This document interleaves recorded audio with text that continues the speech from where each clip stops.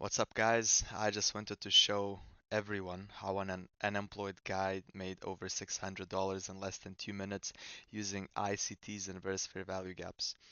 So let's jump right into it. The trade was taken on ES. So let's jump back a little bit to 9:29. I'll jump to 1 minute chart. Select bar, where is 9:29, 9:30 candle. Okay, that's when the market opens, as you guys know. 9:29 at around 9 o'clock, 8:45, I will open up my charts. I'll see the high, and the first thing that I usually do is just mark out the most obvious highs and most obvious lows. So I'll like jump to 5 or 15-minute chart. Most obvious highs and lows. You have these two equal highs, very obvious. Nice draw on liquidity. London high, also two equal highs there. This is what I prefer even more. We've got this low right here to the left and this juicy looking Asia low, which will come in hand in a few minutes. So the price is currently sitting right here. My game plan was for the price to take out the buy side liquidity and then go down. We can just have a quick look at the higher time frame. So at 1 hour, 1 hourly, we're currently sitting on this bearish fair value gap. So the price is currently right here. You can see that the price is sitting right here because this is when the 9 hour candle closed, but actually the price is sitting right around here. So as it respected the bearish fair value gap, it hasn't uh, broken it. I'm not sure. Um, so it has respected the FVG, which means that I'm leaning bearish. If the FVG is gonna be broken, all right, I'm gonna flip and I'm gonna become bullish. But at the moment, I don't see many signs for me to become bullish because this huge resistance is still keeping us from going up. Then you jump into the lower time frames, like we were in 5 minutes. We have our highs and lows. Look, we tapped the 1 hour bearish FVG. We need to see what the price will do now. And to be honest with you guys, I wasn't even following ES. I was following Nasdaq, and as we all know, Nasdaq and ES are correlated assets. I had drawn the same highs and lows. I didn't mark this one. I can do it right here, and we can check what happens right at the open. I'll use the 1 minute chart. Let's go. Press play. Boom. Massive move down. Massive move down. So what happened here?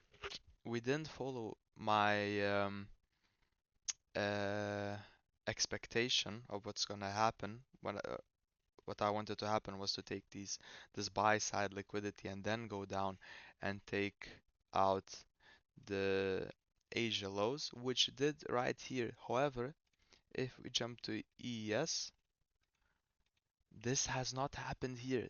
And look what happened here, guys. This is insane. We left equal lows here to this obvious low on our left.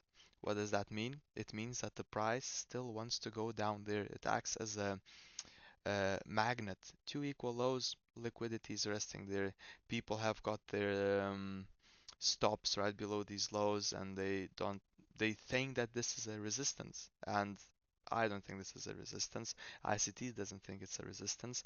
Usually the price is being drawn to equal highs or equal lows, and we left almost perfect equal lows here, and we have Asia lows here, and we have this trend line liquidity, which on Nasdaq is marked right here. So this is trend line low resistance liquidity. So in this moment, I was looking for longs on Nasdaq because I wanted to see some kind of bullish reaction. And if I wasn't gonna see a bullish reaction, which is what happened, I would like to see these lows being taken out. So I jumped on ES because these equal lows just look too juicy, and this low right here, which on Nasdaq has been taken out, has not on ES. I decided to jump on 1 minute time frame So this is Asia low right here. This one we can actually label it like this, Asia lows. Maybe I can put it in the middle, and this we can write equal lows. Put this one in the middle as well. Equal lows. Okay, we're in the 1 minute chart, and if we are bullish, we would like these bearish fair value gaps, this one right here and that one right here, being disrespected, and we want to see lots of momentum and volatility. If we are bearish, we would like these ones to be respected, and we would like to get an ICT IFVG entry somewhere around here. Let's see what happens. I'll just quickly mark out the bearish fair value gaps for you guys, so everyone is on the same page. So it's currently in this bearish fair value gap here, which is still bearish.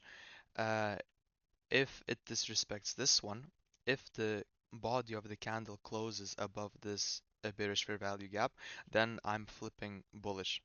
Let's see what happens. Maybe I'm not flipping bullish. I don't think that I would even take a trade here. I was just actually hoping for the trade to go my way, as I only adapt to what the market is showing me. So let's see what happens here. Price respected very nicely.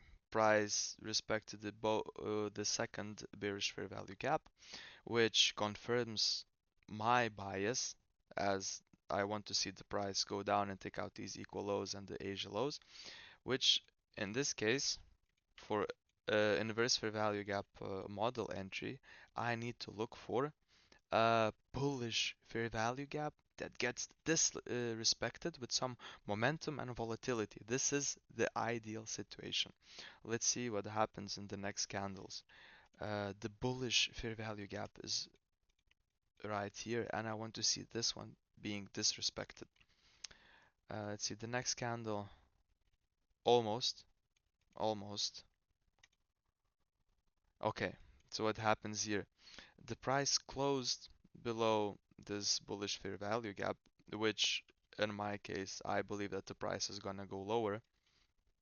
I don't love the momentum. However, from the top right here, it only took us 1, 2, 3, 4 candles to actually get an entry, which is not that bad. If it takes you like 8, 9, 10 candles, I don't like that momentum. However, in this case, it's not the worst situation really. I'm leaning more towards like the 70% win rate, 80% win rate in this case. And also we have a very high chance of this being at least a break-even trade, because these equal lows should be taken out in this type of situation. So how would the entry look like in this case?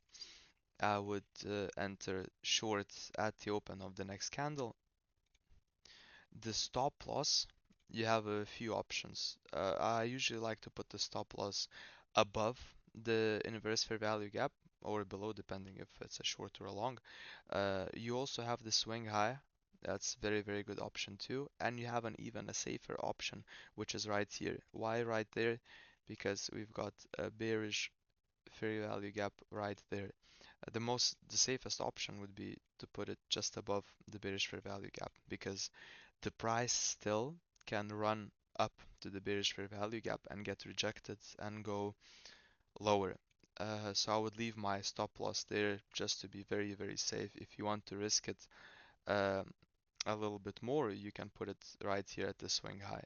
So I'd put my stop loss right here, target the Asia lows, which would be right here.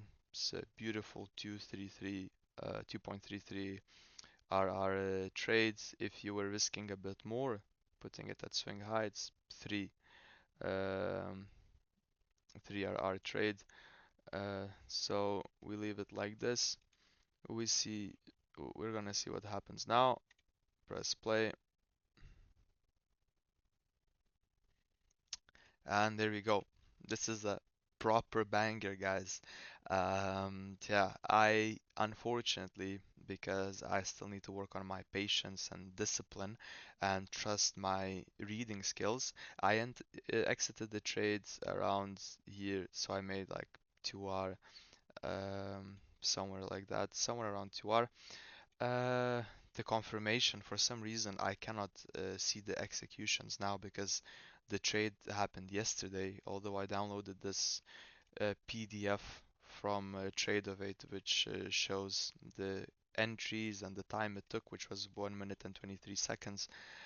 Profits, total PNL $668. You see the buy price, the which time I sold, and how long the trade took, and how much profit I made. So yeah, I just wanted to share with you guys this beautiful setup.